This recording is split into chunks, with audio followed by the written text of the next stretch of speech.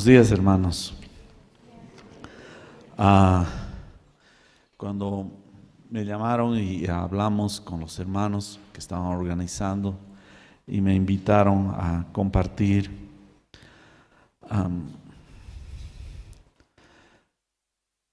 tuve un desafío en mi corazón.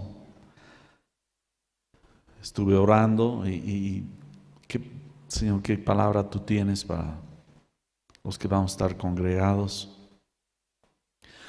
Y cada vez que uno se enfrenta con la palabra, me hace recuerdo a Isaías, cuando fue llamado por Dios, capítulo 6. Y uno se siente como él en ese momento, como él dijo: ay de mí, porque soy de labios impuros y vivo en medio de un pueblo de labios impuros. Y esos labios son básicamente, a momentos uno se siente ante demasiada grandeza, ante la santidad de Dios. Y uno tiembla.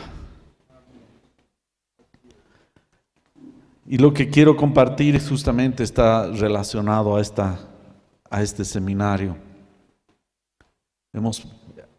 Se ha procurado que puedan participar los más posibles, no con un ánimo de sobresalir de ninguna manera, sino simplemente de algo que voy a vertir ahora. Lo he llamado a esta palabra la visión de Dios, misión de la iglesia. La visión de Dios, la misión de la iglesia. Extraído de Juan capítulo 17, del verso 20 al 23, y he tocado algún verso más de este capítulo 17 como base para lo que quiero compartir. Como les decía, yo me siento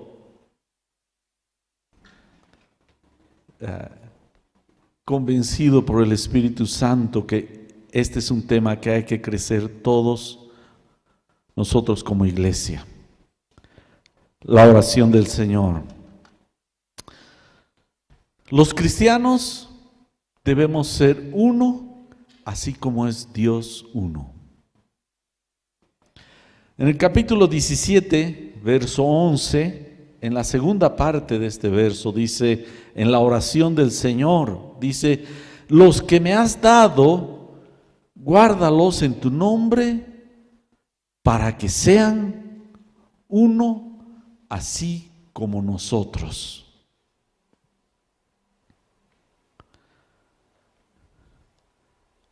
De acuerdo a esta oración, yo pienso que hay aspectos intermedios que son nuestras metas, pero aquí el Señor en esta oración pone un clímax de nuestra salvación, el participar de esa gloria de Dios, de una unidad total con Dios nuestro Padre. Es algo complicado entender esta unidad. Mientras estaba revisando, estudiando este tema, leí un libro, tuve la oportunidad de estar leyendo algo, y el hermano que vertía, sentí que estaba diciendo casi, no estaba logrando la meta de la oración del Señor. Decía, podemos ser uno, pero no tanto como Dios, pero aquí dice que debemos lograr una unidad tan como la es la unidad de Dios. Alguno que otro no puede entender, aún aquellos que son cristianos, sobre la unidad de Dios. Alguna iglesia confunde el tema de la Trinidad. No, pero si Dios es uno, ¿y cómo es esto? Debemos entender a esta comprensión Para Dios no importa el número de personas, sino el espíritu de unidad en ellos. Por ejemplo, el matrimonio. Y los dos serán una sola carne. Por ejemplo, la iglesia, siendo muchos los miembros, somos uno. Es decir, no es cuestión de cantidad, sino de unidad.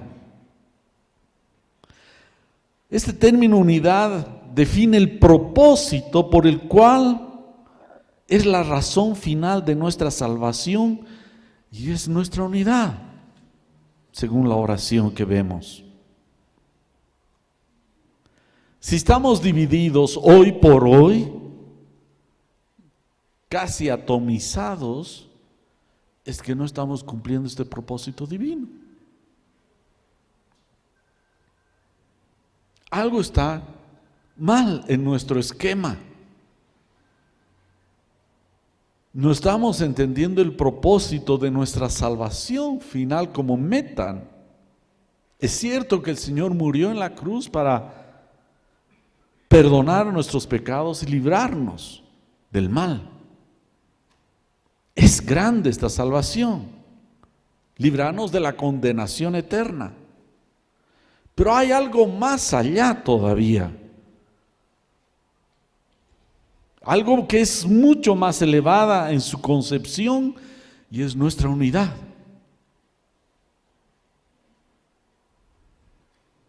Que debe llegar a ser perfecta como la es la unidad en la divinidad.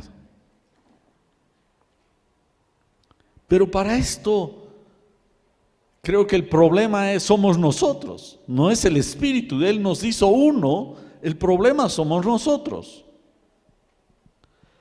Y me encanta unos versos que también estuve no hace mucho compartiendo y quisiera de alguna manera vertir sobre lo que dice Filipenses capítulo 2 del verso 2 al 3, que nos va a ayudar a entender. Nos va a ayudar más bien a medirnos y poder buscar esta unidad. Esa es la oración del Señor, es nuestra meta. Filipenses capítulo 2, 2 al 3 dice: llenen la medida de mi gozo, teniendo todos el mismo sentir, teniendo el mismo amor, con unanimidad, dedicándose a la unidad.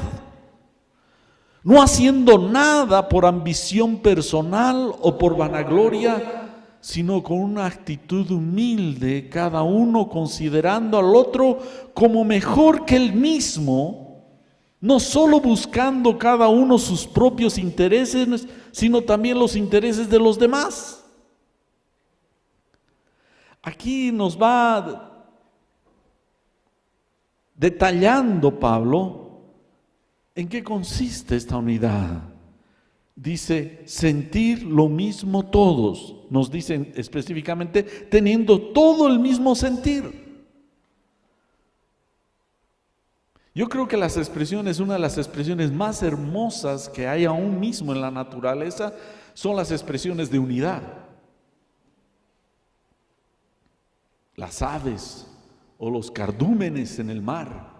Esa unidad que se mueven es maravillosa. Una banda, un acto de danza, una sinfonía, donde participan muchos, pero hay una unidad.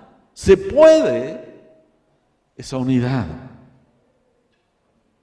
Continúa diciendo Pablo, teniendo el mismo amor fraterno, sea similar, es decir, teniendo este mismo amor, es decir, no solamente tú sientes algo, yo siento este otro, tú sientes aquello, sino nos habla de sentir lo mismo todos, tener el mismo amor. No solo tú tienes una forma de amar, yo tengo otra forma de amar. Aquí nos habla de que sentir y amar lo mismo.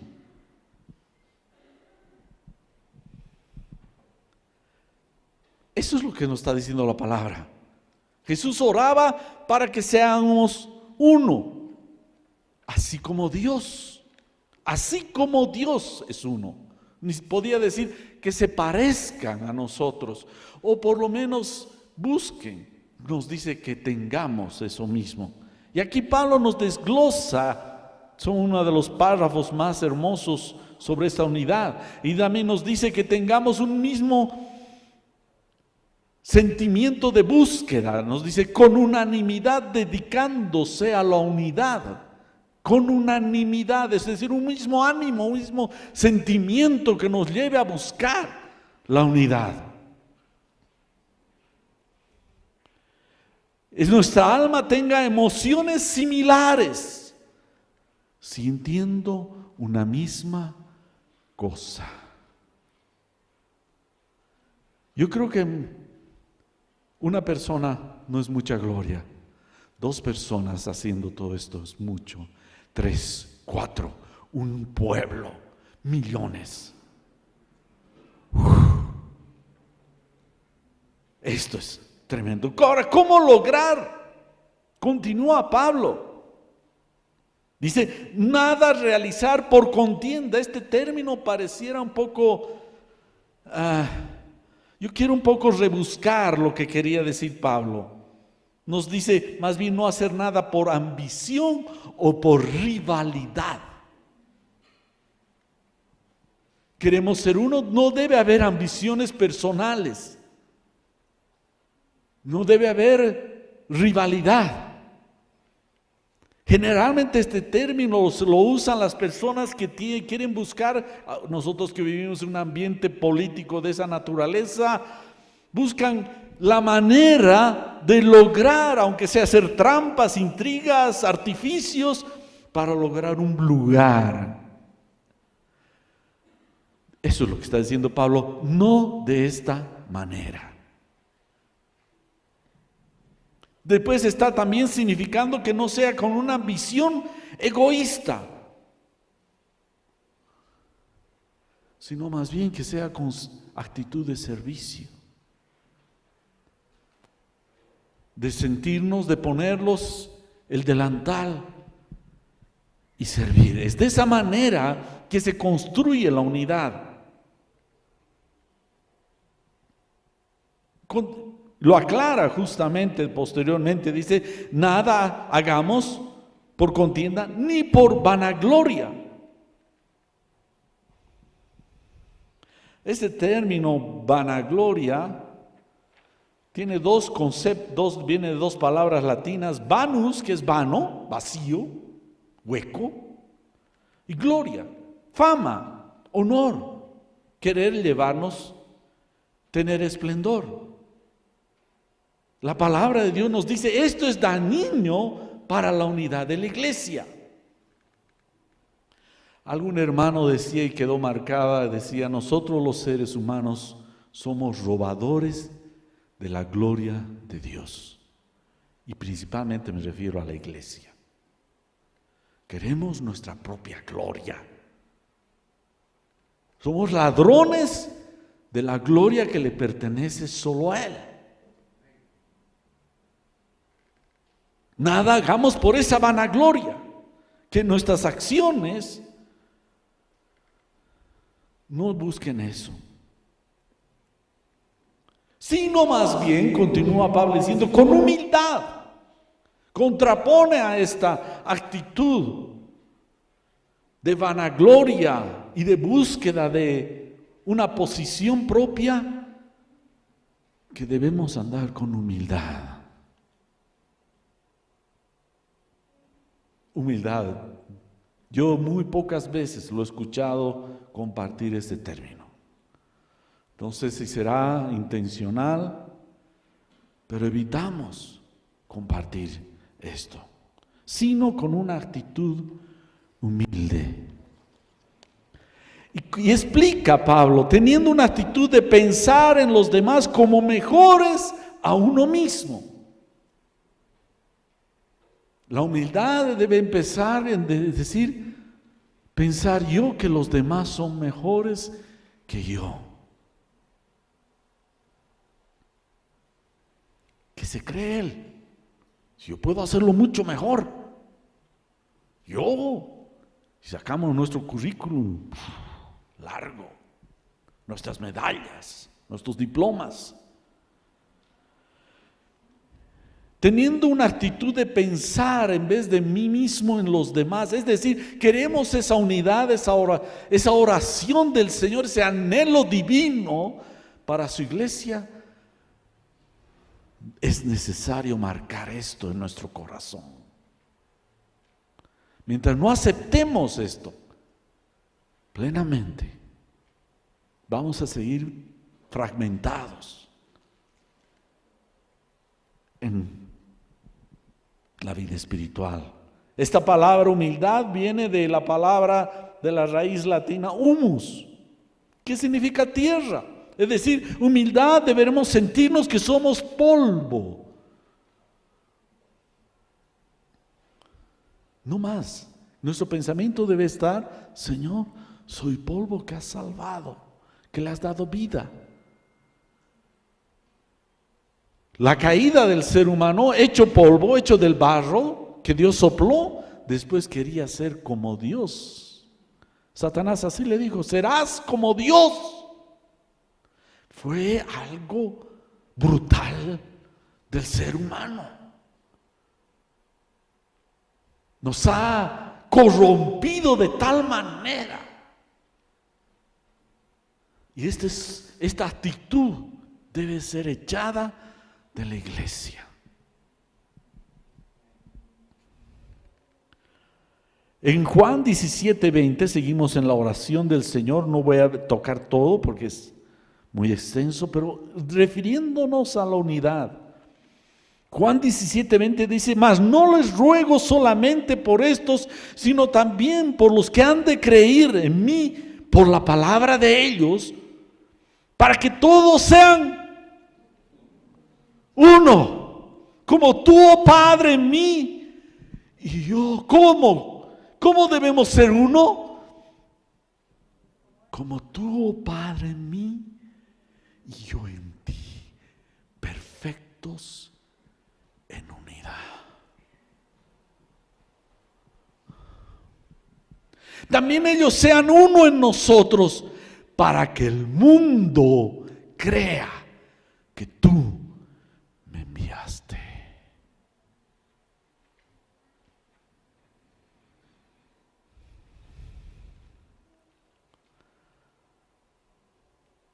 El Señor sigue en su oración a Dios. Oraba y rogaban no solamente por esos discípulos que los tenía cerca, que estaban vigentes en vida, sino para aquellos que somos nosotros. Nosotros, tú, yo. Nosotros y los que no están acá, que creen en el Señor. Oraba.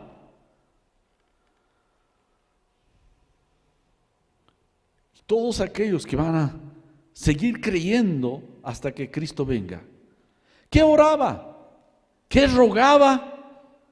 Que todos los creyentes, los cristianos, seamos una unidad, seamos uno, no individuos agrupados, no iglesias en competencia, sino seamos un solo sentir, un amor, un sentimiento, una búsqueda total, tal como tiene la Trinidad, que al final no son tres, sino son un solo Dios.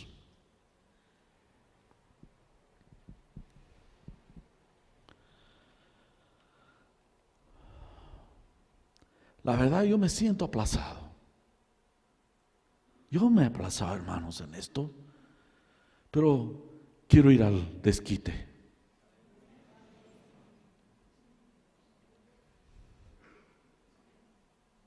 Y si hay redesquite también.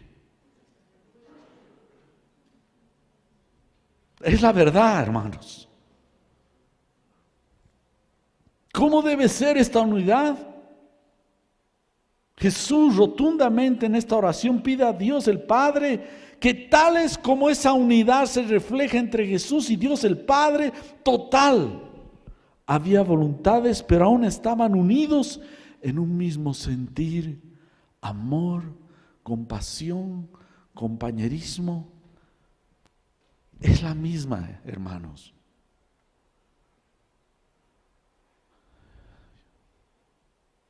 Así como tú y yo, Padre.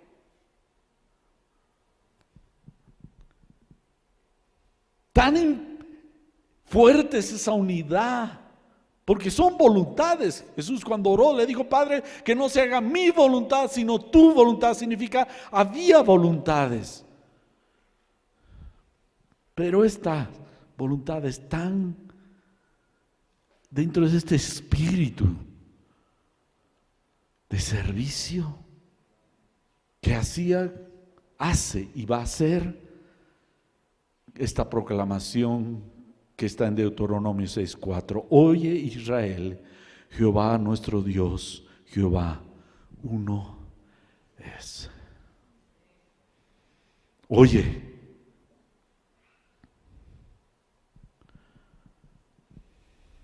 ¿Para qué?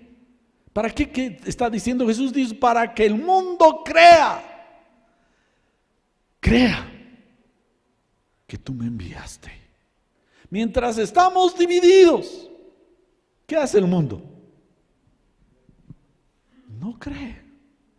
Obvio. No cree. ¿Qué pasa con tanta división en la iglesia? El mundo es incrédulo a Jesús. No solamente debemos buscar el evangelizar, con esa intensidad debemos también buscar la unidad. Porque nuestro evangelismo queda con muchos hoyos. ¿No debería ser importante, hermanos, pastores, siervos, esto en la iglesia? Buscar la unidad.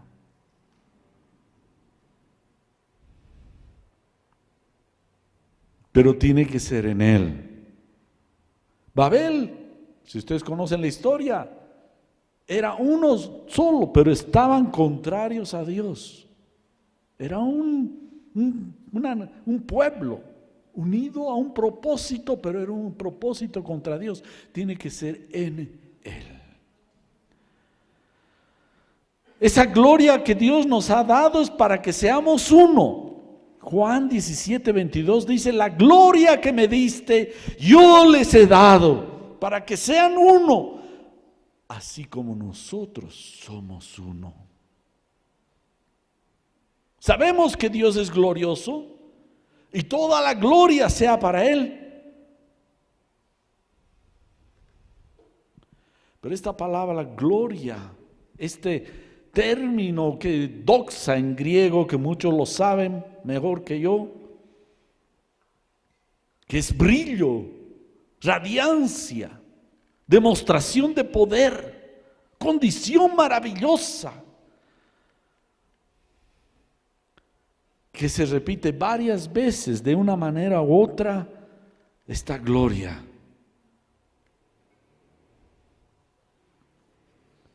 Jesús la menciona aún desde el inicio en 17:1. Glorifica a tu Hijo para que también tu Hijo te glorifique a ti. La gloria que me diste, yo les he dado. No dice les voy a dar. Yo les he dado para que sean uno. ¿Queremos una iglesia gloriosa? A veces queremos mi iglesia, tu iglesia, tú quieres, y cada uno busca su propia gloria de su iglesia, de su entorno. Pero Él quiere la gloria de esa unidad perfecta en toda su iglesia. Pero mientras no nos pongamos la actitud de humildad, de servicio, de dejar de buscar la vanagloria, de sobresalir, vamos a seguir cada uno buscando nuestro propio reino. La gloria que Jesús tenía de Dios nos las ha dado. Tiene un objetivo para que seamos uno. ¿Quieres la gloria que desciende en la iglesia donde tú estás?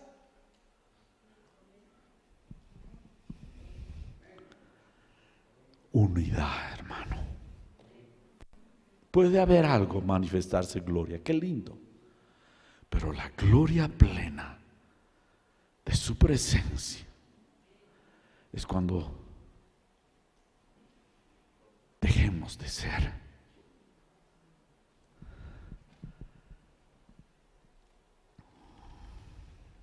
Es decir, una vida cristiana será medida en directa proporción de la unidad en la que camine ese cristiano. La gloria de Dios en su vida. La comunidad de cristianos, la iglesia, no debemos separar la madurez mientras que no se note una visible y palpable actitud de unidad de su iglesia.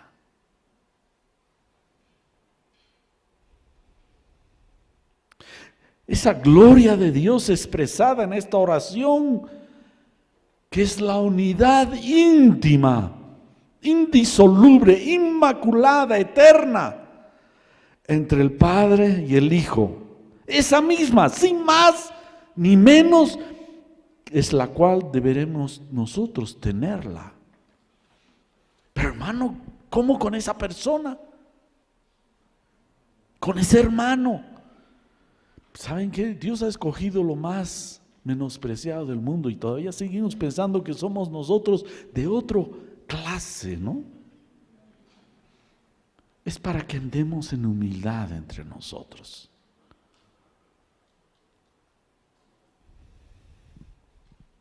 Y creo, y ustedes verifiquen esto que voy a decir, los más desunidos somos a nivel de los pastores, siervos, obreros. Es la verdad. ¿Queremos vivir la gloria de Dios? La gloria que me diste. ¿Queremos su manifestación plena? Pues ciñámonos a lo que Él ha dicho. Esta manifestación no se va a revelar en su plenitud si no es en base a la unidad.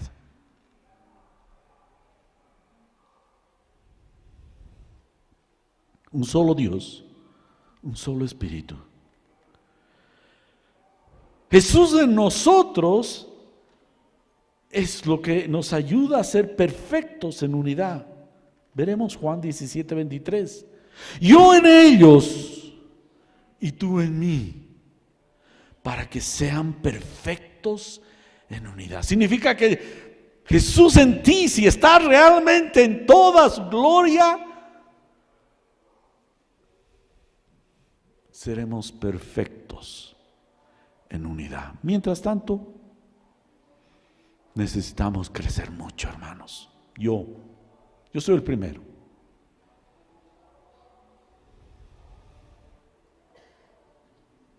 Es la verdad.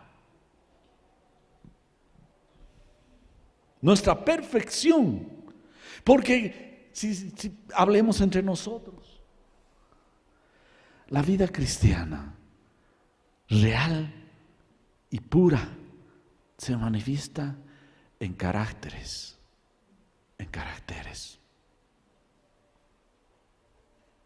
Si ustedes ven el fruto del Espíritu, es carácter. No es más. No es más. Es carácter. Es Jesús en ti, carácter. Jesús en mí es carácter. Es mejor decir la verdad.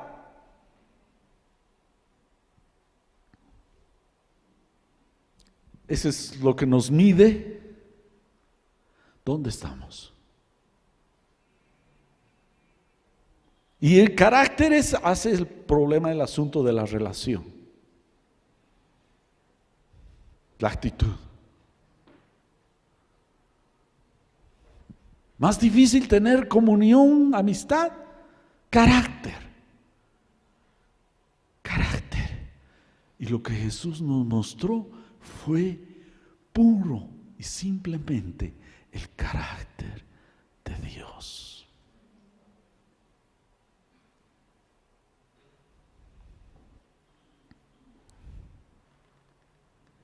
yo en ellos, tú en mí, para que sean perfectos en unidad, para que el mundo conozca que tú me enviaste y que los has amado a ellos como también a mí me has amado.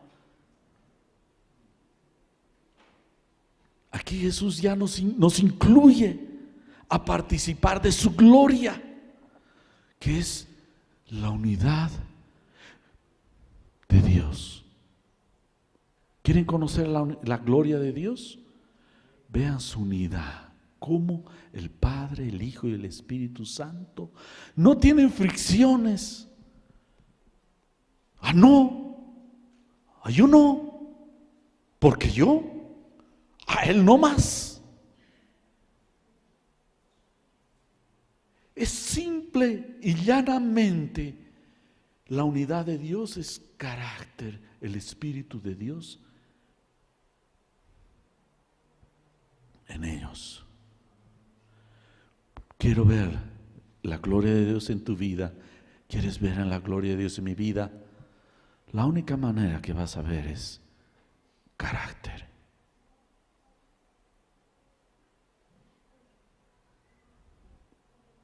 Puedo hacer maravillas, abrir el mar como Moisés, o como Elías, que va descienda fuego. Jesús mismo les dijo a sus discípulos: maestro, en una población conocen ese pasaje. Maestro, ¿no quieres que oremos y que caiga fuego a estos que no nos han recibido? Jesús, ¿qué les digo? Ustedes no conocen de qué espíritu son. El Espíritu de Dios es, en su esencia, carácter. Y si queremos ser unidos, caminar en esa unidad que Él ya nos ha dado, debemos quebrar nuestros caracteres. Es la verdad. Es la verdad. Dejar de buscar nuestra vanagloria. Yo soy mejor que Él, tú eres menos que yo.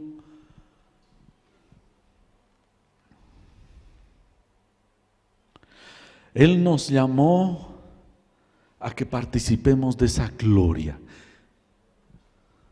Si queremos que la presencia de Dios descienda en plenitud, debe manifestarse en la unidad de su iglesia. Después, mientras no hay eso, no.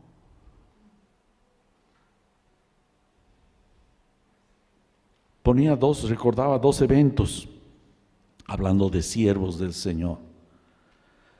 Hace buen tiempo, en La Paz, iba a llegar un hermano muy conocido, un predicador de esos que hace transpirar. Tremendo. Y se lo fue a recoger, y sensiblemente no contaba la iglesia en ese momento una movilidad más para su estilo. Solo subía a subir en esos Toyota Land Cruiser antiguos. En el asiento de atrás, ¿se acuerdan que eran los asientos transversales así, paralelos? Se lo recogió al hermanito, el pastor, al predicador famoso. Se molestó de subir a un jeep de esa clase. Otra vez hicimos un evento grande, iba a llegar un hermano que nos hablaron, que tremendo, de Estados Unidos.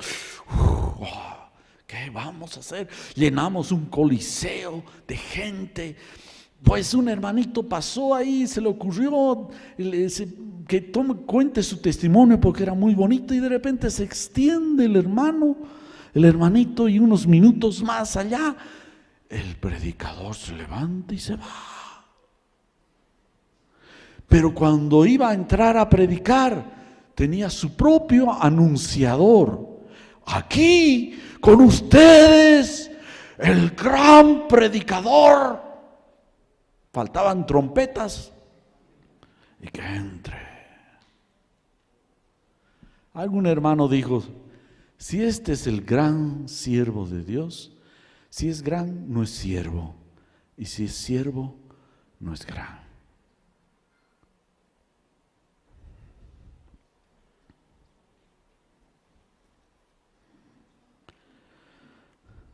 Disfrutemos de esa gloria. La gloria de Dios, una de sus más hermosas manifestaciones es la unidad de Dios. Que siendo tres, son uno. Nuestro avance en esta gloria va a ser de acuerdo a la unidad. No solo en tu congregación, no solo en tu grupo, sino entre su pueblo en general. Y quiero terminar con el Salmo 133, tan conocido, que dice, ya lo conocemos, hasta tenemos cánticos, ¿o no? Coritos tan bonitos. Miren cuán bueno y cuán delicioso es habitar los hermanos. ¿Los hermanos? Juntos. Claro, porque estar de lejos es una cosa, pero otra cosa es como el noviazgo, ¿no? Mientras nos queremos, mientras nos estamos noviando, qué maravilloso, ¿no? Otra cosa es en casita juntos. ¿O no? Yo siempre digo, el príncipe azul se vuelve medio verde. Y la cenicienta no había sido tan cenicienta. Igual es la iglesia. La iglesia es donde debemos ahí justamente bañarnos, como alguno dijo, de humildad, de perdón.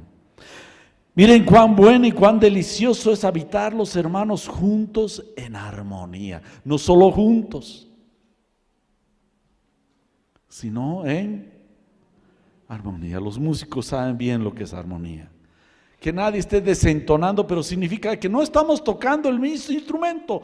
Uno está tocando la batería, que suena distinto y tiene otros ritmos y cosas así. Yo no soy, por favor, profesional músico, pero la guitarra está tocando, el teclado, pero todos se juntan y hacen una agradable y hermosa armonía. Una sinfonía. Unos instrumentos chillones, otros gruesos, otros bajos, medios y qué sé yo, cuerdas de viento. Pero se unen. Cuando el ser humano se propone a manifestar unidad, puede hacer cosas maravillosas. Cuánto más la gloria de Dios se va a manifestar en su iglesia. Amén. ¿Cuánto más?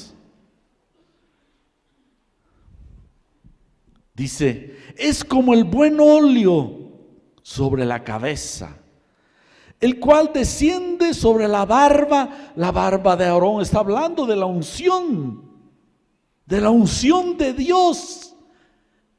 ¿Queremos realmente una manifestación que rompa todo? Unidad. Mientras tanto, las manifestaciones son leves. Esa unción, el cual desciende sobre la barba de Aarón y baja hasta el borde, es decir, unge todo su cuerpo se llena de unción, como el rocío de Hermón, que desciende sobre los montes de Sión, porque allí, ¿dónde? ¿Dónde están los hermanos? Juntos, en armonía. Desciende la unción. Esa gloria se manifiesta. Allí envía Jehová bendición y vida eterna.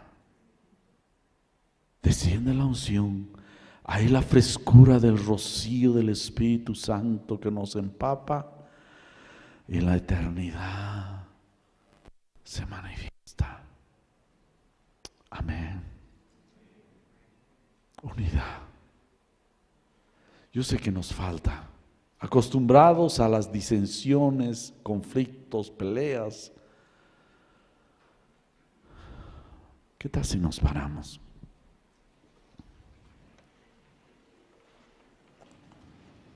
Amén. Creo que no era mejor momento en que podía compartir esto con hermanos, algunos que tal vez ni nos conocemos, que son de otra iglesia, congregación. Que Dios quiebre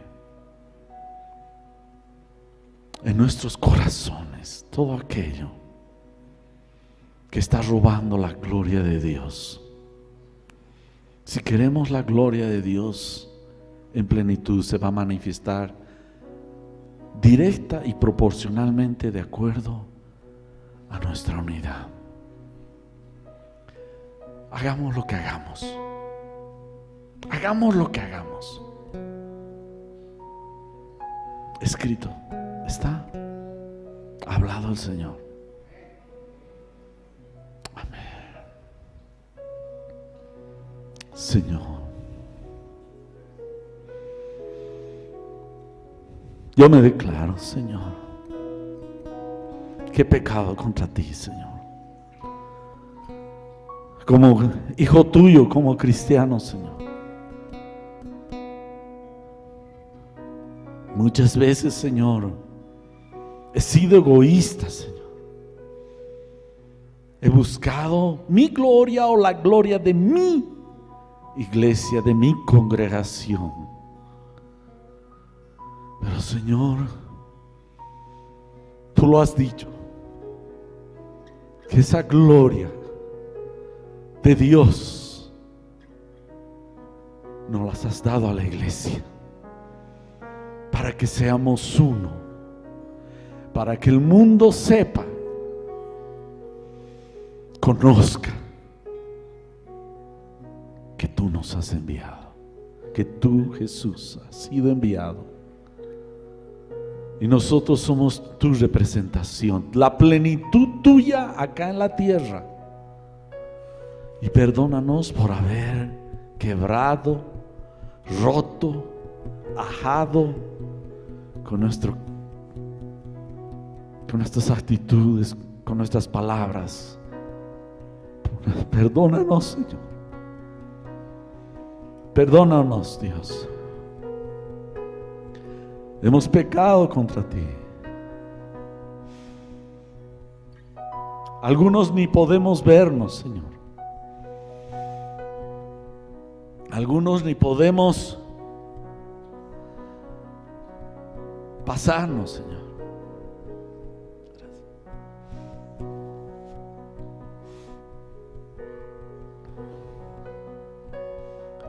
Yo quisiera que tú veas en tu corazón dónde estás en lo que el Señor ha orado.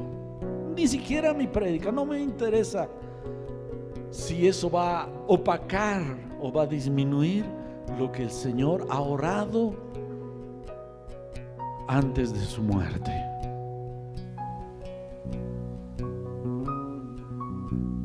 Señor, perdónanos. Límpianos, Señor, con tu sangre, no solo de ese pecado, sino de esa maldad, Señor. Y enséñanos a caminar, Señor, como iglesia. Enséñanos, Señor, a ser perfectos en unidad, en sentir, en amar, en buscar.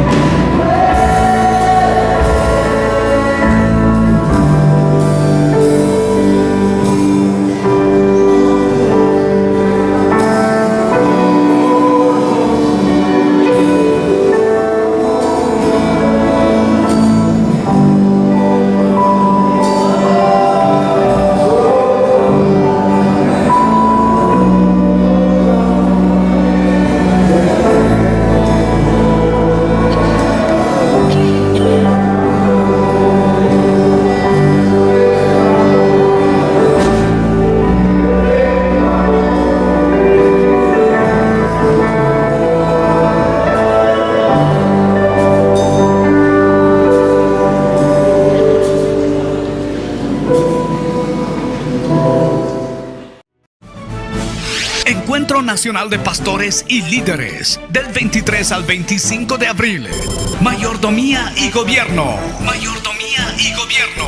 En el liderazgo de la iglesia, con el pastor Juan Radamés Fernández, desde Estados Unidos.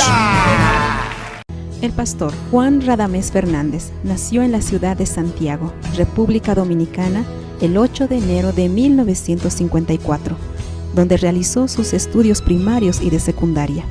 A la edad de 16 años se convirtió a Cristo y este hecho cambió su vida radicalmente, ya que su ardiente amor por la salvación de las almas le llevó a dejar su sueño de ser un doctor en medicina, entregándose totalmente a la vida de Dios.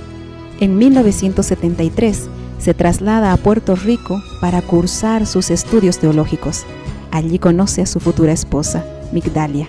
Luego viaja a Estados Unidos para continuar sus estudios y establece su hogar en la ciudad de Nueva York.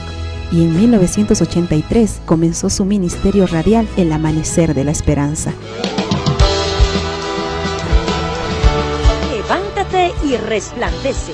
Su constante búsqueda del Señor lo lleva a una nueva experiencia con Dios, a la vida en el Espíritu. Fue entonces cuando lo que era su programa radial se convierte en un ministerio cristiano, donde empezaron a congregarse aquellos que seguían su mensaje por la radio y hermanos que conocían su testimonio cristiano, que era un hombre piadoso y temeroso de Dios. Por lo que desde 1986, y junto a un gobierno de ancianos establecidos por Dios, pastorea el ministerio El Amanecer de la Esperanza.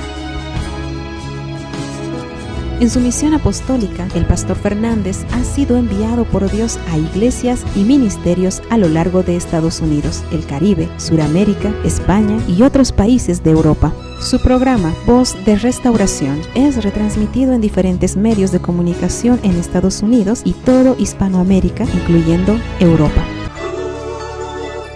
En estos últimos años, él ha escrito 3 libros donde se ha plasmado las experiencias, enseñanzas y revelaciones que a través del trato con Dios ha experimentado en lo personal en su vida pastoral. En su más reciente publicación titulada La honra del ministerio, nos habló del significado del llamamiento según Dios y el Señor le dio la gracia de sacar del torrente de sus delicias, de tal manera que fuimos retados por la verdad y a la vez inspirados por la gracia del llamamiento. Pastores y ministros de Dios de Estados Unidos y países de Hispanoamérica, incluyendo Europa, que han tenido la oportunidad de leer sus publicaciones, han testificado que sus vidas han sido muy enriquecidas y admiten que estos libros poseen la señal inequívoca que identifica un mensaje cuando éste procede del cielo, y es que los condujo al corazón de Dios. La visión de Dios para su ministerio es la restauración del culto a Dios, del gobierno de Dios en la iglesia y la proclamación del Evangelio del Señor Jesucristo. Finalmente, quiero terminar esta semblanza con las siguientes palabras, las cuales definen claramente su anhelo como hombre de Dios y nos da una perspectiva más clara de quién es Él. Mi corazón solo desea una cosa, adorarle. Mi alma solo posee un anhelo, servirle. Mi espíritu solo tiene una aspiración, amarle. En mi oración solo se oye un ruego, que Dios sea el todo en mí y en todos.